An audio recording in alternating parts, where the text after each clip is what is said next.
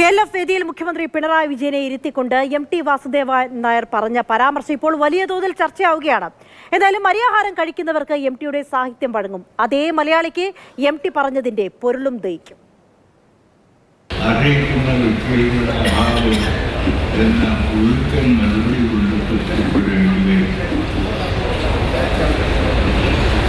അധികാരത്തിലെത്താനുള്ള ഒരു അംഗീകൃത മാർഗമാണ് ഇവിടെ അധികാരം എന്നാൽ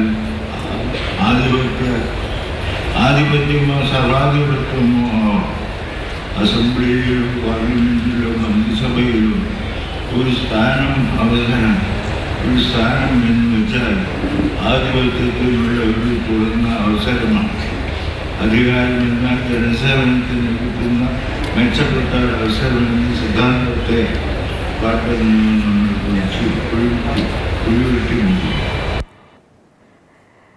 ഈ വാക്കുകളിൽ വലിയ ചർച്ച തന്നെയാണ് സാംസ്കാരിക ലോകത്ത്, സാഹിത്യ ലോകത്ത്, രാഷ്ട്രീയ ലോകത്തൊക്കെ നടന്നുകൊണ്ടിരിക്കുന്നത്. പ്രതിരോധത്തിന്റെ 4 കെട്ടി ഉയർത്തി ഈ വിമർശനത്തെ ലഘൂകരിച്ചു കാണിക്കാൻ ഇടതുനേതാക്കൾ പാടുപെടുകയാണ്. പക്ഷേ ആ സമയത്തും MTയെ പിന്തുണയ്ക്കുന്നവരുടെ പട്ടിക നീളുകയാണ്. MT ഉദ്ദേശിച്ചത് പിണറായി വിജയനെ തന്നെയാണെന്ന് രാഷ്ട്രീയ സാംസ്കാരിക ലോകത്തെ പ്രമുഖരും ആവർത്തിക്കുന്നുണ്ട്. മുഖസ്തുതി കമ്മ്യൂണിസ്റ്റ് പാരമ്പര്യത്തിന് യോജിച്ചതല്ലെന്ന് കവി സച്ചിദാനന്ദൻ കൂട്ടിച്ചേർത്തു. ഭരണത്തിന്റെ 2ാം ഊഴത്തിൽ മുഖ്യമന്ത്രി പിണറായി വിജയന് സ്തുതിപാഠകർ കൂടുകയും CPMന് അധികാരഗർവുണ്ടെന്ന വാദം ബലപ്പെടുകയും ചെയ്യുന്നതിനിടെയാണ് MT വാക്കുകൾ കൊണ്ട് ബിംബങ്ങൾ തകർത്തത്. MT ആയതുകൊണ്ട് തന്നെ പരാമർശത്തിൽ കഴമ്പുണ്ടെന്നാണ് രാഷ്ട്രീയ സാംസ്കാരിക ലോകത്തിന്റെ വിലയിരുത്തൽ.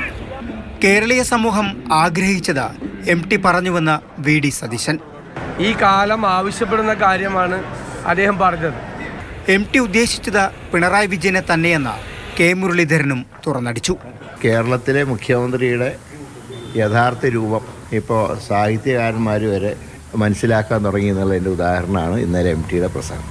വിമർശനത്തെ പൂർണ്ണമായും തള്ളാതെയായിരുന്നു കവി സച്ചിദാനന്ദന്റെ പ്രതികരണം. പൊതുപ്രസ്താവനയെ പിണറായി വിജയനെതിരെയെന്ന് വ്യാഖ്യാനിക്കേണ്ടതില്ലെന്ന് വ്യക്തമാക്കിയ കവി എന്നാൽ വ്യക്തിപൂജ ശരിയല്ലെന്ന് നിലപാടെടുത്തു. അതിനെ എനിക്ക് തോന്നുന്നു പല രീതിയിലും അതിനെ വ്യാഖ്യാനിക്കാമായിരിക്കും. അദ്ദേഹം അങ്ങനെ ഉദ്ദേശിച്ചിട്ടുണ്ടോയെന്ന് MTയോട് തന്നെ ചോദിച്ചാലേ നമുക്ക് മനസ്സിലാക്കാൻ കഴിയുള്ളൂ. അധികാരികളുടെ മണ്ടയ്ക്കടിക്കുന്ന വിമർശനമാണ് വിശ്വസാഹിത്യകാരൻ്റെതെന്ന് ജോയ് മാത്യുവും MT ഇന്നും അധികാരത്തിന്റെ മുഖത്ത് ധീരമായി തുപ്പിക്കൊണ്ടിരിക്കുന്നുവെന്ന് ഹരീഷ് പേരടിയും ഫേസ്ബുക്കിൽ കുറിച്ചു.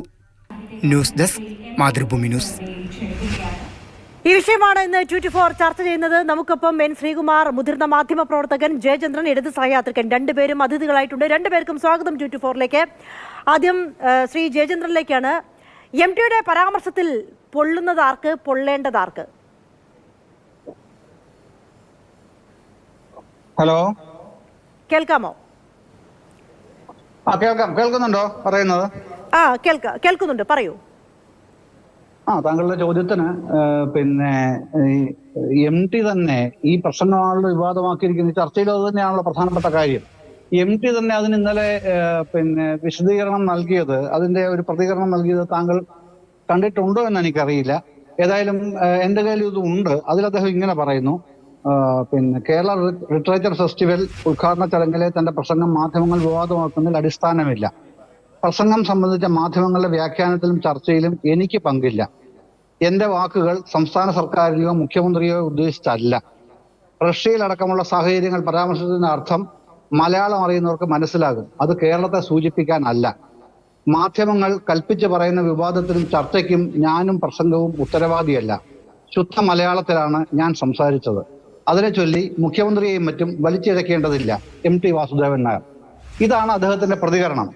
എന്നിട്ടാണ് MT പറഞ്ഞത് പിണറായി വിജയനെ കുറിച്ചാണ് എന്ന് എസ്റ്റാബ്ലിഷ് ചെയ്യാനായി വിവിധ ആൾക്കാരുടെ പ്രതികരണങ്ങളടക്കം താങ്കൾ ഇപ്പോൾ ഇവിടെ വിഷ്വൽസ് അടക്കം കാണിച്ചത്, അവരുടെ പ്രതികരണങ്ങളടക്കം കാണിച്ചത്. MTയെ എല്ലാവരും ആദരിക്കുന്ന, അംഗീകരിക്കുന്ന, മനസ്സിലേറ്റുന്ന വലിയ ഒരു മഹാപ്രതിഭയാണ്.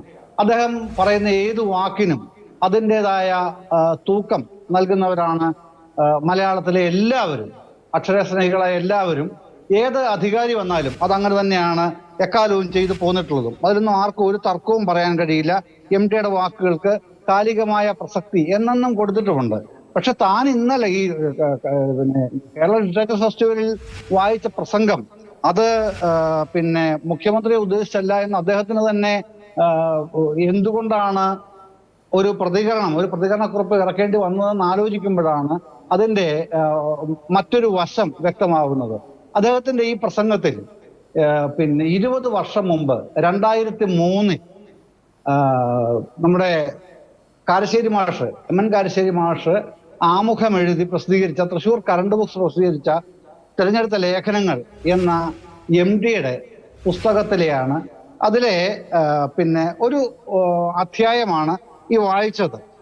അതിൻ്റെ അകത്ത് പലപ്പോഴായി MD എഴുതിയ ലേഖനങ്ങളാണ് ഈ പുസ്തകത്തിലുള്ളത്.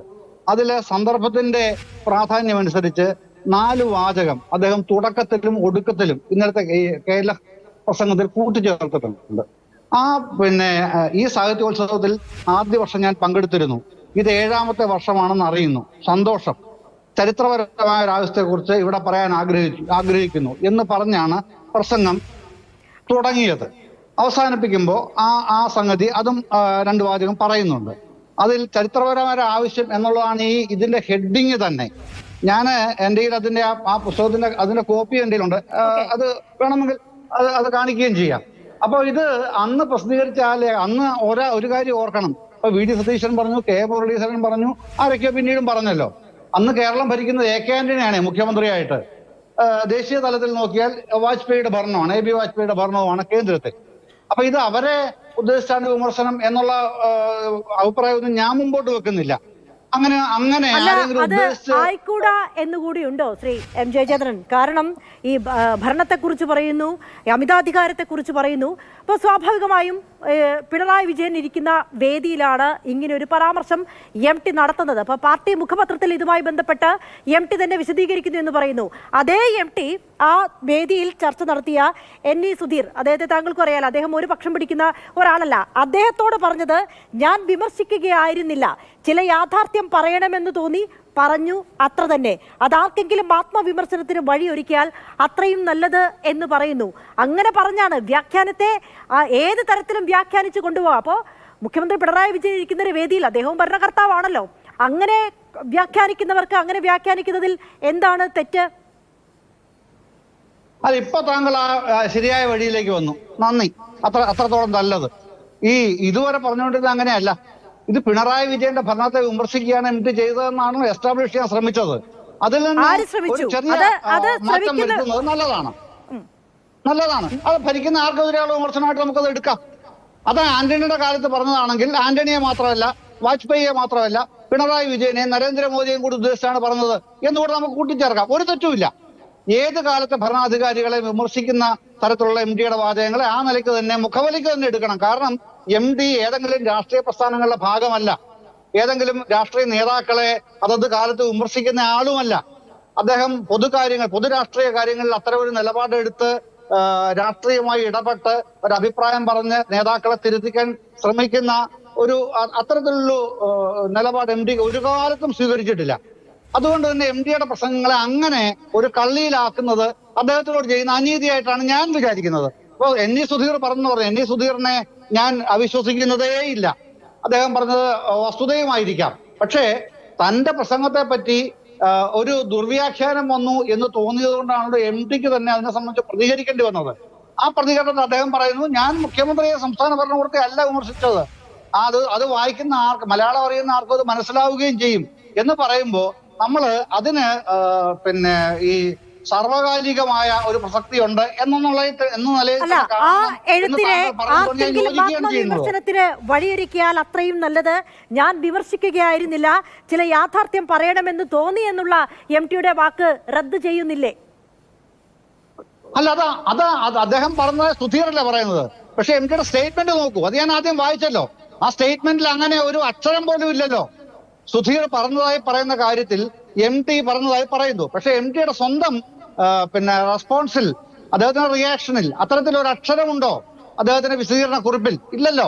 പിന്നെന്തിനാണ് നമ്മൾ അതിലേക്ക് അദ്ദേഹം പറയാത്തൊരു കാര്യം അദ്ദേഹം പറഞ്ഞത് അങ്ങനെ വ്യാഖ്യാനിച്ചുകൂടെ, അങ്ങനെ കരുതിക്കൂടെ എന്നുള്ള നിലയിലേക്ക് ഒരു ചർച്ചയുടെ ആവശ്യമില്ലല്ലോ. ഞാൻ പറഞ്ഞത് ഇതാണ്, MT പറഞ്ഞതിനെ ഞാൻ തമസ്കരിക്കുന്നതേ ഇല്ല. അത് AK ആന്റണി ഭരിച്ച കാലത്ത് പറഞ്ഞാലും ശരി, ഇന്ന് പിണറായി വിജയന്റെ കാലത്തും പ്രസക്തമാണ് എന്ന് താങ്കൾ പറയുന്നെങ്കിൽ ഞാനത് ഉൾക്കൊള്ളുന്നേ. അത് ആന്റണിക്കും ബാധകമാണ്, അന്നത്തെ പ്രധാനമന്ത്രി വാജ്പേയിക്കും ബാധകമായിരുന്നു, ഇന്നത്തെ പിണറായി വിജയനും ബാധകമാണ്, ഇന്നത്തെ നരേന്ദ്രമോദിക്കും ബാധകമാണ് എന്നുള്ള നിലയ്ക്ക് നമുക്ക് ചർച്ച ചെയ്യാം. അത്തരത്തിൽ പോസിറ്റീവായി തന്നെ എടുക്കുന്നതിന് എനിക്ക് യോജിപ്പാണുള്ളത്. ശരി, നന്ദി. തുടരുക. ശ്രീ എൻ ശ്രീകുമാർ, ഇതിപ്പോ എന്തുകൊണ്ടാണ് ഒരു കള്ളിയിലേക്ക് മാത്രം ചുരുക്കുന്നത്? ഇത് എന്തുകൊണ്ട് മോദിക്കെതിരെയുള്ള വിമർശനമായിക്കൂടാ, അല്ലെങ്കിൽ സ്റ്റാലിനെതിരെയുള്ള വിമർശനമായിക്കൂടാ, മമതാ ബാനർജിക്കെതിരെയുള്ള വിമർശനമായിക്കൂടാ? ഭരണാധികാരികളെ എടുത്തു പറഞ്ഞുകൊണ്ടാണല്ലോ. ഇത് എന്തുകൊണ്ടാണ് പിണറായി വിജയനെതിരെ മാത്രമുള്ള ഒരു കള്ളിയിലേക്ക് ചില പ്രതിപക്ഷ നേതാക്കളൊക്കെ ചുരുക്കുന്നത്? അജിത, ഇത് ഒരു കള്ളിയിലേക്ക് ആരും ചുരുക്കിയിട്ടില്ല.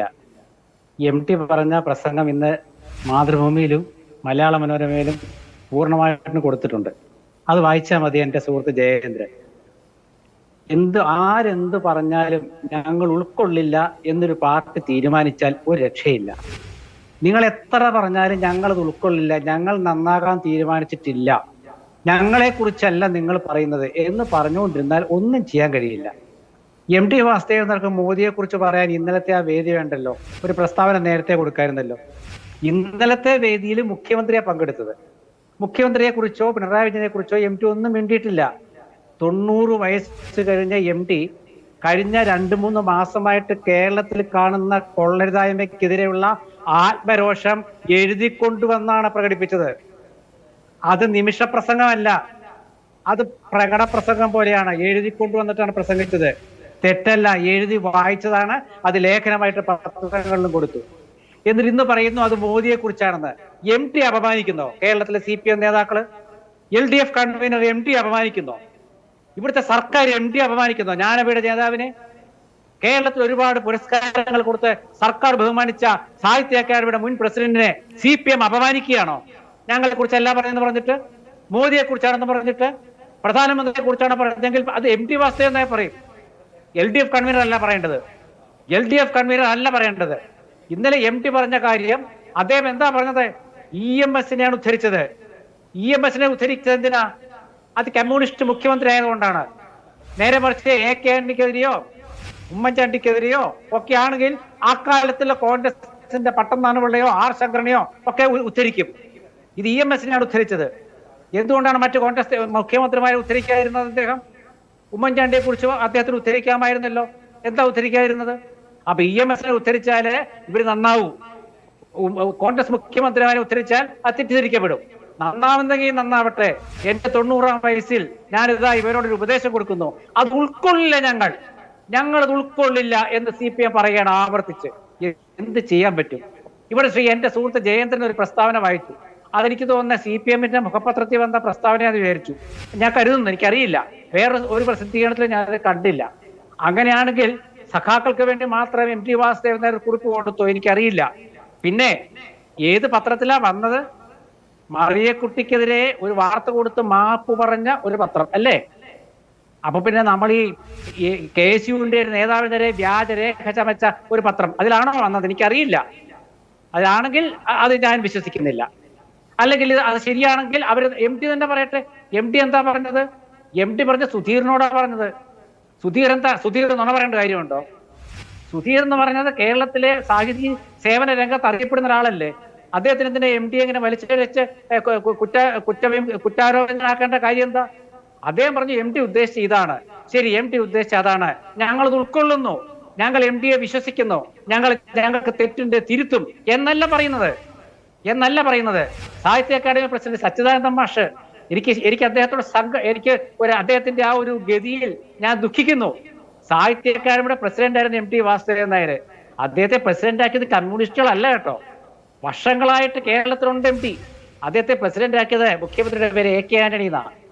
സർവ്വവിധ സ്വാതന്ത്ര്യം കൊടുത്തു MT വാസുദേവൻ നായർക്ക്. അതാണ് കോൺഗ്രസ് പാരമ്പര്യം. ഇവിടെ അതല്ല. ഞങ്ങളെ കുറിച്ച് പറഞ്ഞിട്ട് അത് ഞങ്ങൾ ഉൾക്കൊള്ളുന്നു എന്ന് പറയാതെ അതിനെ ധിക്കരിക്കുക, എന്നിട്ട് MT പറഞ്ഞ അങ്ങേരെ കുറിച്ചാണ്, അത് MTക്ക് അപമാനമല്ലേ? അഞ്ജിത, നിങ്ങളൊന്ന് ആലോചിച്ച് നോക്കൂ. ഇവിടെ ഇന്നത്തെ പത്രത്തില് ഒരുപാട് മാതൃഭൂമി പത്രം എന്റെ കയ്യിൽ ഇപ്പോൾ ഉണ്ട്, മാതൃഭൂമി പത്രം. അത് വായിച്ചാൽ കൃത്യമായിട്ട് കാര്യങ്ങൾ മനസ്സിലാകും. എന്താണ് മനസ്സിലാവുന്നത്? ചരിത്രപരമായി അതിന്റെ തുടക്കം അതാണ്. എന്താണ് തുടക്കം? ചരിത്രപരമായ ഒരു ആവശ്യത്തെ കുറിച്ചുകൂടെ പറയാൻ ആഗ്രഹിക്കുന്നു. ചരിത്രപരമായ കാര്യം എന്ന് വെച്ചാൽ എന്താ? നാളെ ചരിത്രം ചോദിക്കും. MT വാസുദേവൻ നായർ, താങ്കളുടെ കാലത്ത് ഇങ്ങനൊരു സംഭവങ്ങൾ ഉണ്ടായിട്ട് താങ്കൾ പ്രതികരിച്ചില്ലേ എന്ന ചോദ്യം ഉണ്ടാകാതിരിക്കാൻ ഞാനിതാ പ്രസംഗിക്കുന്നു എന്നാണ് MT പറഞ്ഞത്. ഇതൊക്കെ ഉൾക്കൊള്ളാനുള്ള ഒരു മാനസികാവസ്ഥ കേരളത്തിലെ കമ്മ്യൂണിസ്റ്റ് മാർക്സിസ്റ്റ് പാർട്ടി പ്രവർത്തകർക്കും നേതാക്കൾക്കും, പ്രവർത്തകർക്കുണ്ട് കേട്ടോ, പ്രവർത്തകർക്കുണ്ട് ഉറപ്പാ, പക്ഷെ നേതാക്കൾക്ക് ഇല്ലാതെ പോയി. എന്നിട്ട് MT മോദിയെ ഉദ്ദേശിച്ചാണെങ്കിൽ അദ്ദേഹം പ്രസ്താവന ഇറക്കും. നോട്ട് നിരോധന കാലത്ത് മോദിയെ വിമർശിച്ച ആളാണ് MT വാസുദേവൻ നായർ. അദ്ദേഹം ഇന്നേ വരെ നമ്മുടെ അഭിപ്രായത്തിൽ അദ്ദേഹം കോൺഗ്രസ്സുകാരനാണെന്നോ അല്ലെങ്കിൽ വേറെ ഏതെങ്കിലും പാർട്ടിക്കാരനാണെന്നോ ആരും പറഞ്ഞിട്ടില്ല. പിന്നെ അക്കാദമി പ്രസിഡന്റ് ആയത് കോൺഗ്രസ് ഭരണകാലത്ത് ആയതുകൊണ്ട് UDF അനുഭാവി എന്ന് ഇവരൊക്കെ നാളെ പറഞ്ഞാൽ ഒന്നും ചെയ്യാൻ പറ്റില്ല. ഇനിയിപ്പോ നാളെ ഇവർ പറയും MTയുടെ എഴുത്ത് അങ്ങനെയായിരുന്നു, MTയുടെ സിനിമകൾ അങ്ങനെയായിരുന്നു ഒക്കെ ഇവർ പറയും നാളെ. കാരണം മാർക്സിസ്റ്റ് പാർട്ടിയാണ്, എന്തും പറയാൻ മടിക്കാത്തവരാണ് അവര്. നിങ്ങളൊന്ന് ആലോചിച്ച് നോക്കൂ, ഒരു പ്രസംഗത്തിന്റെ പേരിൽ ഒരു ദിവസം മുഴുവൻ നേതാക്കൾ ഇറങ്ങിയിട്ട് അദ്ദേഹത്തെ ക്രൂശിക്കാൻ ശ്രമിക്കുകയാണ്. ഞങ്ങളെ കുറിച്ചല്ല. ഇനി നോക്കിക്കോളൂ, ഇതൊരു പ്രോത്സാഹനമാണ്. അതായത് ഈ ഗവൺമെന്റിനെതിരെ പ്രതികരിക്കാൻ ഒരുപാട് പേർ തയ്യാറായിരിപ്പുണ്ട്, പക്ഷെ എല്ലാവർക്കും ഭയമായിരുന്നു. ആ ഭയത്തിൽ നിന്നുള്ള മുക്തിയാണ് ഇന്നലെ സംഭവിച്ചത് നാട്ടില്. പിന്നെ സക്കറിയ പറഞ്ഞതില് എനിക്കൊരു ചെറിയ ഒരു വിഷമമുണ്ട്. സക്കറിയ എന്താ പറഞ്ഞത്? MT പറഞ്ഞതിനോട് അദ്ദേഹം അനുകൂലിക്കുന്നു, പക്ഷേ രാഷ്ട്രീയ ചർച്ചയ്ക്ക് ഇല്ലെന്നാണ് അദ്ദേഹം പറഞ്ഞത്. ശ്രീ സക്കറിയ, താങ്കളെ ഒരു പ്രസംഗ പീഠത്തിൽ വെച്ച് DYFAക്കാർ ആക്രമിച്ചപ്പോൾ ഒരു പ്രതിഷേധ യോഗം ചേർന്നു. ആ പ്രതിഷേധ യോഗം ഉദ്ഘാടനം ചെയ്ത് ഉമ്മൻചാണ്ടിയാണ്. ആ സക്കറിയക്ക് അറിയാം. അങ്ങനെ ചിലർ ഭയക്കുന്നിടത്താണ് NPയെ പോലെ സാഹിത്യ ലോകത്തെ തലപ്പൊക്കമുള്ള കാരണവർ ഈ രീതിയിൽ ഒരു വിമർശനം ഉന്നയിക്കുന്നത് എന്നുള്ളതാണ്. ശ്രീ M ജയചന്ദ്രൻ, ഈ നേതൃത്വ പൂജകളിൽ EMS ഉണ്ടായിരുന്നില്ല എന്നൊക്കെ പറഞ്ഞ് EMSനെ ഉദ്ധരിച്ചുകൊണ്ടാണ് അങ്ങനെ ഒരു പ്രസംഗം MT ആ വേദിയിൽ നടത്തുന്നത്. അപ്പോൾ സ്വാഭാവികമായും അവിടെ ഇരിക്കുന്ന മുഖ്യമന്ത്രി പിണറായി വിജയനിലേക്ക് ചർച്ചകൾ പോയാൽ അതിൽ അതിശയോക്തി ഒന്നുമില്ലല്ലോ. പിന്നെ എന്തുകൊണ്ടാണ് CPM നേതാക്കൾ, മന്ത്രിമാർ ഉൾപ്പെടെ രംഗത്തിറങ്ങിക്കൊണ്ട് അത് ഒരു പക്ഷത്തേക്ക്, മോദി പക്ഷത്തേക്ക് മാത്രം തിരിച്ചുവിടുന്നത്? ഏതെങ്കിലും തരത്തിൽ വിമർശനം ഉണ്ടെങ്കിൽ ആ വിമർശനം ഉൾക്കൊണ്ടുകൊണ്ട് സ്വയം നവീകരിക്കുകയല്ലേ വേണ്ടത്? അല്ല, അങ്ങനെ തന്നെയാണല്ലോ വേണ്ടത്. അങ്ങനെ വേണ്ടെന്ന് ആരും പറയില്ല. പക്ഷേ ഇവിടെ സംഭവിച്ചുകൊണ്ടിരിക്കുന്നത് എന്താണ്? ഇപ്പോ താങ്കൾ അടക്കമുള്ള ആൾക്കാർ ചെയ്യുന്നത് എന്താണ്? എൻ്റെ ബഹുമാന്യ സ്നേഹിതൻ ശ്രീകുമാർ എത്ര ദുർബലമായ വാദമാണ് ഇതുമായി ബന്ധപ്പെട്ട് ഉയർത്തുന്നതെന്ന് നോക്കൂ. ഞാൻ പറഞ്ഞല്ലോ, വിശദീകരിച്ചല്ലോ. 2003 തെരഞ്ഞെടുത്ത ലേഖനങ്ങൾ പ്രസിദ്ധീകരിച്ചതിൽ അതിൽ വരുന്നതാണ് ഈ ഒരു കാരശ്ശേരി മാഷാണ് ആമുഖം എഴുതിയിരിക്കുന്നത്. കാരശ്ശേരി മാഷ് ഉണ്ടല്ലോ, 2 ബുക്സ് ഉണ്ടല്ലോ തൃശ്ശൂർ തന്നെ. അവിടെ ചോദിച്ചാൽ, താങ്കളുടെ നാടല്ലേ തൃശ്ശൂർ, ചോദിച്ചാൽ മതിയല്ലോ, ഇങ്ങനത്തെ പുസ്തകം ഉണ്ടെന്ന് ഇങ്ങനത്തെ ആൾ പറഞ്ഞു, അയാൾ നോണ പറഞ്ഞതാണോ എന്നറിയാൻ ഒരു പ്രയാസവും ഇല്ല. അതങ്ങനെ ചോദിച്ചാൽ പോരെ. പിന്നെ ഇപ്പോ ഇവിടുത്തെ ഒരുപാട് നൃശംസതകളുടെ കാര്യമൊക്കെ താങ്കൾ പറഞ്ഞല്ലോ. എന്റെ അഭിപ്രായത്തിൽ ഇത്തരം കാര്യങ്ങൾ MTയെ പോലുള്ള ഒരാളെ മതിക്കുന്നത്, അദ്ദേഹം അങ്ങനെ ഏതെങ്കിലും, ഞാൻ പറഞ്ഞല്ലോ, രാഷ്ട്രീയ കക്ഷിയോ നേതാക്കളെയോ എടുത്തൊന്ന് വിമർശിക്കുന്ന ഒരു അത്തരത്തിലുള്ള നിലപാട് ഞാൻ കണ്ടിട്ടേ ഇല്ല. നമ്മളാരും വായിച്ചിട്ടില്ലെന്നാണ് എനിക്ക് തോന്നുന്നത്. അല്ല, അതുകൊണ്ടാണ് അദ്ദേഹത്തിന്റെ ഇത്രയേറെ കുറുക്കിക്കൊള്ളുന്ന പ്രസംഗം വലിയ തോതിൽ ചർച്ചയാകുന്നത്. ഇപ്പോ 2003 അന്ന് മുതൽ ഇന്ന്, ഇപ്പൊ താങ്കൾ പറഞ്ഞു ഇതിന് സമാനമായിട്ടുള്ള ഒരു കാര്യം ഉണ്ടായിട്ടുണ്ടെന്ന്. 2003 കഴിഞ്ഞ് 2023 എത്തുമ്പോഴും നമ്മുടെ നാട്ടിൽ ഈ രീതിയിലുള്ള സംഭവങ്ങളിൽ മാറ്റം ഉണ്ടാകുന്നില്ല എന്നുള്ളതല്ലേ? അതിൽ പറഞ്ഞ നേതാക്കളൊക്കെ ഉൾപ്പെടുന്നില്ലേ? അല്ല, ഞാനതാണ് പറഞ്ഞത്. ഞാനത് തന്നെയാണ് പറഞ്ഞത്. 2003 ഉണ്ടായ ഏറ്റവും വലിയ ഒരു നൃശംസത എന്ന് പറയുന്നത് 2003 ഫെബ്രുവരി 18 നടന്ന മുത്തങ്ങ സമരത്തിലെ വെടിവയ്പ്പാണ്. വിനോദ് എന്ന പോലീസുകാരനും ജോഗി എന്ന ആദിവാസിയും കൊല്ലപ്പെട്ടത് ആന്റണിയുടെ ഭരണത്തിലാണല്ലോ. അതാണ് ആ കാലത്തെ ഇന്നും നമുക്ക് മനസ്സിൽ നിന്ന് മായ്ക്കാൻ കഴിയാത്ത വലിയ നൃശംസത എന്ന് പറയുന്നത് അതാണ്. ആ കൊല്ലത്തിലാണ് MTയുടെ ഈ തെരഞ്ഞെടുപ്പ് ലേഖനം ഇറങ്ങുന്നത്. ഞാൻ അത് മനസ്സിൽ വെച്ചുകൊണ്ടാണ് MT ഇത് ഈ ലേഖനം എഴുതിയതും ആ വർഷം പ്രസിദ്ധീകരിച്ചത് എന്നുള്ള ഒരു ആരോപണവും ഒരു അഭിപ്രായം പോലും ഞാൻ പറയുന്നില്ല. പക്ഷേ ചോദിച്ചുകൊണ്ടാണ്, അതായത് ഭൂതകാലത്തിലേക്കുള്ള MTയുടെ വിമർശനമായിരുന്നു ഇന്നലെ ആ വേദിയിൽ നടത്തിയത് എന്നുള്ളതാണോ? അതായത് വർത്തമാന കാലത്തിൽ നിന്നുകൊണ്ടുള്ള ഒരു വിമർശനമല്ലായിരുന്നു എന്നാണോ പറഞ്ഞു വരുന്നത്? അല്ല, അങ്ങനെയല്ലല്ലോ കാണേണ്ടത്. വർത്തമാന കാലത്തിൽ നിന്ന് ഞാൻ ആദ്യഘട്ടത്തിൽ ഞാൻ പറഞ്ഞല്ലോ, ഇത്തരം വിമർശനങ്ങളെ കാണേണ്ടത് MTയെ പോലൊരാൾ, ഒരു മഹാനായ സാഹിത്യകാരൻ ഇത്തരത്തിലുള്ള ഒരു ലേഖനം 20 വർഷം മുമ്പ് എഴുതിയത് ഇന്ന് വീണ്ടും എടുത്ത് വായിക്കുമ്പോൾ അത് പലതിനെയും അദ്ദേഹം ഓർമ്മിപ്പിക്കുക തന്നെയാണ് ചെയ്യുന്നത് എന്നാർക്കാണ് മനസ്സിലാവാത്തത്? അത് മനസ്സിലാക്കാത്ത ആൾക്കാരാണ് നമ്മളൊക്കെ. അതെ, അദ്ദേഹം അതാണ് പലതും ചോദ്യം. ഓർമ്മിപ്പിക്കാൻ അത് വേണ്ടി ആ തന്നെയാണ് ഇത് ഓർമ്മിപ്പിക്കലിൽ പറയുന്നത്. ഇപ്പോഴത്തെ നമ്മുടെ സംസ്ഥാനത്തിന്റെ ഭരണാധികാരിയെയും ഉൾപ്പെടുത്തുന്നതിൽ എന്താണ് തെറ്റ്? അപ്പോ അങ്ങനെ വരുന്ന സമയത്ത് അത് അവിടെയല്ല, അതങ്ങ് നേരെ കേന്ദ്ര ഭരണത്തിനെതിരെ മാത്രമാണ് എന്ന് പറഞ്ഞു വെക്കുന്നതിലെ യുക്തി എന്താണ് എന്നാണ് ചോദിച്ചത്. അല്ല, അത് മാത്രം ഞാനതല്ലോ പറഞ്ഞത്. ഞാൻ പറഞ്ഞല്ലോ അഞ്ജിത, ആദ്യം തന്നെ ഞാൻ പറഞ്ഞല്ലോ, ഇതിന്റെ അകത്ത് പിണറായി വിജയനെയോ കേരള മന്ത്രിസഭയോ വിമർശിക്കുന്നതിൽ ഒരു അസാംഗത്യവും ഞാൻ കാണുന്നില്ല എന്ന് തന്നെയാണ് അപ്പോഴും പറഞ്ഞത്, ഇപ്പോഴും അത് തന്നെയാണ് പറയുന്നത്. പക്ഷെ അത് മാത്രമാക്കരുത് എന്നുള്ളതാണ് എന്റെ പക്ഷം. 2003 ഈ ലേഖനം എഴുതുമ്പോൾ ഞാൻ അതുകൊണ്ടാണ് പറഞ്ഞത് AK തന്നെയായിരുന്നു മുഖ്യമന്ത്രി. അത് അന്നത്തെ കാലത്തേക്ക് മാത്രമല്ല, എക്കാലത്തേക്കും ഒരു വിമർശന മുഖമായി തന്നെ എടുത്തുകൊള്ളൂ. അതിലൊന്നും തർക്കമൊന്നുമില്ല. എവിടെ കറക്റ്റ് ചെയ്യണോ അത് കറക്റ്റ് ചെയ്ത് പോകണം എന്ന് തന്നെയാണല്ലോ MT അതിനകത്ത് ആത്യന്തികമായി പറയുന്നത്. തിരുത്താനുള്ള തിരുത്തൽ തന്നെ പോകുന്നതാണ് രാഷ്ട്രീയ പ്രവർത്തനത്തിന്റെ കാതലായ സത്ത എന്ന് പറയുന്നത്. അതാണത് ഈ പ്രസംഗത്തിൽ ഊന്നുന്നെന്നാണ് ഞാൻ ഉൾക്കൊണ്ടത്. അത് ഏത് കാലത്തേക്കും പ്രസക്തമായ വരികൾ തന്നെയാണ്, അല്ലെങ്കിൽ ഏത് കാലത്തും പ്രസക്തമായ മെസ്സേജ് തന്നെയാണ്. അത് ഏത് കാലത്തെയും ഭരണാധികാരി ഉൾക്കൊള്ളേണ്ടതാണ്. പക്ഷെ അത് പിണറായി വിജയന് മാത്രം ആപ്ലിക്കബിൾ ആണ് എന്ന് ശ്രീകുമാർ പറയുമ്പോഴാണ് എനിക്ക് അതിനോട് കഠിനമായ വിയോജിപ്പുള്ളത്. അത് പിണറായി വിജയന് സംസ്ഥാന സർക്കാരിന് മാത്രമായി അപ്ലൈ ചെയ്യേണ്ടതല്ല എന്നുള്ളതിൽ തന്നെ ഞാൻ ഉറച്ചു നിൽക്കുന്നു.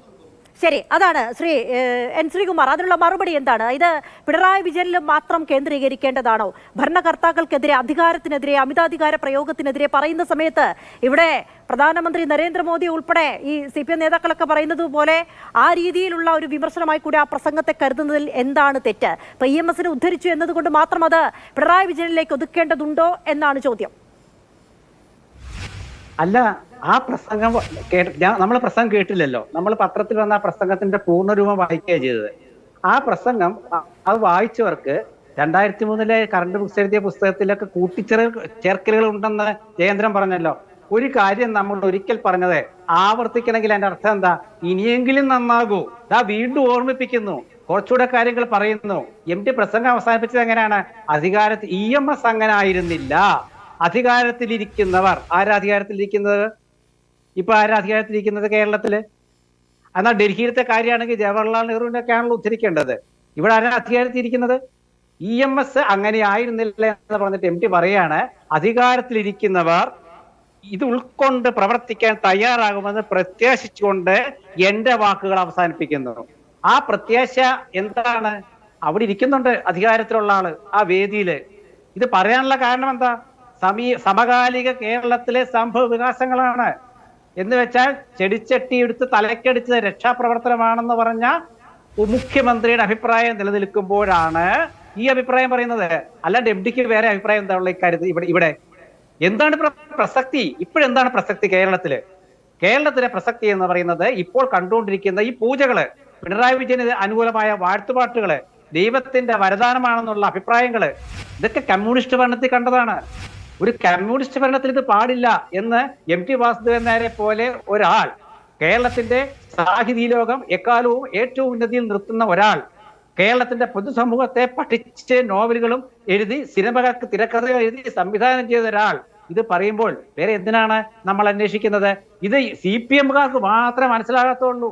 സാറാ ജോസഫിന് മനസ്സിലായി, സക്കറിയയ്ക്ക് മനസ്സിലായി, കാരശ്ശേരിക്ക് മനസ്സിലായി, കൽപ്പറ്റ നാരായണ മാഷക്ക് മനസ്സിലായി. ഇവർക്ക് മാത്രം മനസ്സിലായിട്ടില്ല. സച്ചിദാനന്ദ മാഷക്ക് പാതി മനസ്സിലായി. കാരണം അദ്ദേഹം സാഹിത്യ അക്കാദമിയുടെ പ്രസിഡന്റാ. പൂർണ്ണമായിട്ട് മനസ്സിലാകും. അതെപ്പോഴാണെന്ന് ഞാൻ ഇപ്പം പറയുന്നില്ല, അദ്ദേഹത്തിന് മനസ്സിലാവും. പക്ഷെ സച്ചിദാനന്ദ മാഷ പറഞ്ഞ കാര്യം ആലോചിക്കണം. അദ്ദേഹം പറഞ്ഞു ഇതൊക്കെ നല്ല കാര്യമാണ്, ഒരു ധ്വനി അതിലുണ്ടല്ലോ. അപ്പൊ ഞാൻ പറഞ്ഞത് ഇത് ഉൾക്കൊള്ളാൻ ഞങ്ങൾ തയ്യാറല്ല. അതാണ് CPMന്റെ ദുരന്തത്തിന് കാരണം. അഞ്ജിത, എന്ത് നല്ല ഒരാൾ ഉപദേശിച്ചാൽ ഞങ്ങൾ ഉൾക്കൊള്ളില്ല എന്നൊരു പ്രതിജ്ഞ എടുത്ത പാർട്ടിയാണ് CPMകാര്. ആ പ്രതിജ്ഞ അവർ എന്ത് ലംഘിക്കുന്നോ അന്നേ അവർ നന്നാവുള്ളൂ. അല്ലെങ്കിൽ അവർക്ക് ഇതെന്തിനാ ഇവർ വിവാദമാക്കിയത്? ആരാ? LDF കൺവീനർ എന്തിനാ കയറി പറഞ്ഞത് ഞങ്ങളെ കുറിച്ചല്ല മോദിയെ കുറിച്ചാണെന്ന്? ഞങ്ങളെ കുറിച്ച് അല്ലെങ്കിൽ മിണ്ടായിരുന്നാ പോരെ? ഇത് ഞങ്ങളെല്ലാം എന്തിനാ? മോദി MT വാസുദേവൻ നായർ മനസ്സിൽ കാണാത്ത ഒരാളാണ് മോദി എന്ന് ഈ ലേഖനം വായിച്ചാൽ, ആ പ്രസംഗം ഇന്നലെ കേട്ടവരും പറഞ്ഞു, ഇന്ന് ലേഖനം വായിച്ചവരും പറഞ്ഞു. ഒരു കാര്യം, സാധാരണ ഇങ്ങനെയുള്ള വിമർശനം ഉണ്ടാകുന്ന സമയത്ത് ആ വിമർശിച്ച ആളെ ആക്രമിച്ചു കൊല്ലുക സൈബർ ഇടങ്ങളിലൊക്കെ എന്നുള്ളൊരു പതിവുണ്ട്. അത് ഇതിലുണ്ടായില്ല. അത് MT ആയതുകൊണ്ടാണെന്ന് തോന്നുന്നു. അല്ല, അത് ഇപ്പൊ ഉണ്ടായിട്ടില്ല. പക്ഷെ എന്തിനാണ് ഉണ്ടാകുന്നത്? MT പറഞ്ഞത് ഞങ്ങളെ കുറിച്ചല്ല പ്രധാനമന്ത്രിയെ കുറിച്ചാണെന്ന് പറയുകയാണെങ്കിൽ അതിന്റെ അർത്ഥം എന്താണ്? അത് MT അപമാനിക്കില്ല. അതാ ഞാൻ നേരത്തെ ചോദിച്ചത്. MD വാസുദേവൻ നായർ ഒരു പ്രസംഗത്തിൽ പരാമർശിക്കാത്തൊരു പേരാണ് പ്രധാനമന്ത്രി നരേന്ദ്രമോദിയുടെ. അദ്ദേഹം പരാമർശിക്കാത്ത പേര് അത് മോദിയാണെന്ന് പറയാൻ LDF കൺവീനറാ പറഞ്ഞത്. ഇതിൽ CPIയുടെ അഭിപ്രായം എന്താ? CPI കമ്മ്യൂണിസ്റ്റ് പാർട്ടിയാണല്ലോ, അവരുടെ അഭിപ്രായം എന്താ? മോദിയെ കുറിച്ചാണെന്ന് അവരും പറയട്ടെ. അങ്ങനെയാണെങ്കിൽ എന്താ അവരും മിണ്ടാത്തെ? എന്താണ് CPM മാത്രം മിണ്ടുന്നത്? എന്താണ് മറ്റ് ഘടകകക്ഷികൾ മിണ്ടാത്തത്?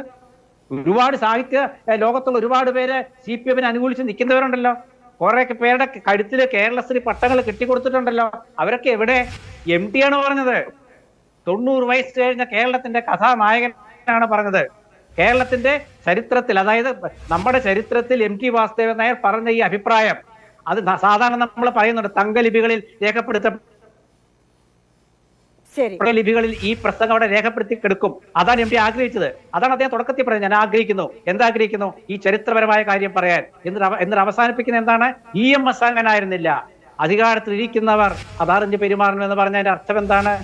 നമ്മൾ എന്തിനാ ഇതൊക്കെ വ്യാഖ്യാനിച്ച് വികൃതമാക്കുന്ന? എന്തിനാ?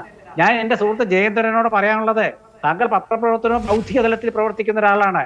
വ്യാഖ്യാനിച്ച് വികൃതമാക്കരുതെന്ന് താങ്കളുടെ സുഹൃത്തുക്കളായ CPM-ന്റെ നേതാക്കളോട് പറഞ്ഞാൽ തൽക്കാലം ഇത് കെട്ടടങ്ങും. അതല്ല, വ്യാഖ്യാനിച്ച് വികൃതമാക്കാനാണ് ഉദ്ദേശമെങ്കിൽ തീർച്ചയായിട്ടും ഇപ്പോ ഒരടിയെ കൊണ്ടുള്ളൂ. നാളെ പ്രഹരങ്ങളായിരിക്കും CPM നേതൃത്വത്തിൽ ഉണ്ടാവുക എന്ന് ചരിത്രം നമുക്ക് ബോധ്യപ്പെടുത്തി തരുന്നുണ്ട്. സമകാലിക ചരിത്രം അതിലേക്ക് തന്നെയാണ് പോവുക എന്നുകൂടി ഓർമ്മിക്കണം. ശരി, ശ്രീ M. ജയചന്ദ്രൻ, അദ്ദേഹത്തിന്റെ വാക്കുകൾക്ക് എന്തെങ്കിലും മറുപടി പറയാനുണ്ടോ? നമ്മുടെ സമയം കഴിയാനായിട്ടുണ്ട്, പെട്ടെന്ന്. ഇത്രേ ഉള്ളൂ. ഞാൻ ആദ്യം മുതൽ പറയുന്നത് തന്നെ, ഈ ഞാൻ സംസാരിച്ചതിനെ ചൊല്ലി മുഖ്യമന്ത്രിയെ മറ്റും വലിച്ചിഴക്കേണ്ടതില്ല എന്ന് MT തന്നെ പ്രതികരിച്ചിട്ടുള്ളപ്പോ അതിന്റെ അപ്പുറത്തേക്ക് പോകാൻ എനിക്കൊരു അധികാരവുമില്ല. പിന്നെ ഇതിന്റെ അകത്ത് ഈ ഞാൻ പറഞ്ഞല്ലോ, ഈ എക്കാലത്തേക്കും പ്രസക്തമായ കാര്യമാണ് MT 2003 എഴുതിയ ലേഖനത്തിനുള്ളത്. അത് ഇന്നും പ്രസക്തമാണ്, ഇന്നലെയും പ്രസക്തമായിരുന്നു, നാളെയും പ്രസക്തമായിരിക്കും ഏത് ഭരണാധികാരിക്കും. അതിൻ്റെ അകത്ത് പിണറായി വിജയനെന്നോ മോദിയെന്നോ AK ആന്റണിയെന്നോ AB വാജ്പേയി എന്നോ വേർതിരിവ് വേണ്ട, അതിന്റെ ആവശ്യവുമില്ല. അത് അത്തരം കാര്യങ്ങളിൽ ആ നിലപാട് ഉൾക്കൊള്ളാൻ കഴിവുള്ളവർ തന്നെയാണ് കേരളം ഭരിക്കുന്നതെന്നാണ് എന്റെ ബോധ്യം. അങ്ങനെയാണ്. ഞാൻ എന്റെ പ്രിയപ്പെട്ട സ്നേഹിതൻ ശ്രീകുമാറിനോടും അത് പങ്കുവെച്ചുകൊണ്ട് അവസാനിപ്പിക്കാം. ശരി, അപ്പോൾ രണ്ട് അതിഥികൾക്കും, N. ശ്രീകുമാർ, M. ജയചന്ദ്രൻ, രണ്ട് അതിഥികൾക്കും നന്ദി. സമയക്കുറവ് മൂലം ഇടപെടുകയാണ്. എന്തായാലും MT തൊടുത്തുവിട്ട ആ വാക്ശരം അത് തീയായി തന്നെ നിലനിൽക്കുകയാണ്. അത് ഉൾക്കൊള്ളേണ്ടവർക്ക് ഉൾക്കൊള്ളാം. അത് പൊള്ളിക്കുന്നത് ആരെയാണ് എന്നുള്ളതാണ് നമ്മൾ ഈ സമയം ചർച്ച ചെയ്തത്. എന്തായാലും അതിന് പിന്നാലെ സാഹിത്യ ലോകത്ത് നിന്നും ഒരുപാട് സാഹിത്യകാരന്മാർ MTയെ പിന്തുണച്ചുകൊണ്ട് രംഗത്തെത്തുന്നുണ്ട്. അതിൽ ഏറ്റവും ഒടുവിലായി വന്നത് സാറാ ജോസഫാണ്. അധികാര പ്രയോഗങ്ങൾ നടത്തുന്ന സംസ്ഥാനവും കേന്ദ്രവും MTയുടെ പ്രസംഗത്തെ ഗൗരവമായി ചർച്ചയ്ക്കെടുക്കണമെന്നാണ് സാറാ ജോസഫ് പറയുന്നത്. ഏതായാലും ആ ചർച്ചകൾ, MT തൊടുത്തുവിട്ട പ്രസംഗത്തിലെ ചർച്ചകൾ ഇവിടെയൊന്നും അവസാനിക്കില്ല.